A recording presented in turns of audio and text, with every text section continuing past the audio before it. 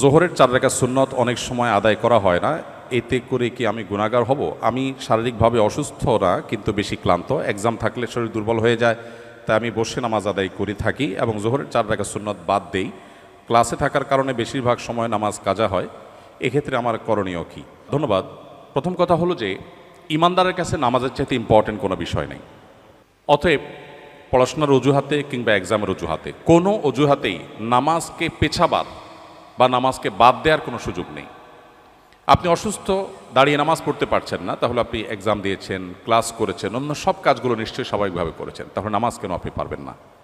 আজকাল বিশেষ করে একটু কষ্ট, একটু শরীরটা মেজমেজ করছে, একটু খারাপ লাগছে, এই অজুহাতে চেয়ার টেনে বসে নামাজ পড়াটা ফ্যাশনের বিষয়ে পরিণত হয়ে গেছে। মসজিদ দেখলে বোঝা কঠিন, এটা কি আকিজ প্লাস্টিকের দোকান না মসজিদ? তো এই জন্য আমাদেরকে নামাজ পড়ার ক্ষেত্রে লক্ষ্য রাখতে হবে যে আমরা যেন কোনোভাবেই, যতক্ষণ আমার শক্তি সামর্থ্য আছে, আমি শুধুমাত্র একটু শরীর খারাপ করছে, একটু ভালো লাগছে না, সেই অজুহাতে যেন আমরা বসে নামাজ না পড়ি। হ্যাঁ, অবশ্যই আপনি যদি শারীরিকভাবে অপারগ হন, দাঁড়িয়ে পড়তে না পারেন, আল্লাহ বলেছেন লা ইউকাল্লিফুল্লাহু নাফসান ইল্লা উসআহা, মানুষকে সাধ্যের বাইরে কিছু আল্লাহ চাপিয়ে দেন না, সো এটা আপনার জন্য জায়েজ আছে, আপনি বসে নামাজ পড়বেন, যদি বসে ছাড়া দাঁড়িয়ে নামাজ পড়ার কোনো শক্তি আপনার আসলেই না থাকে।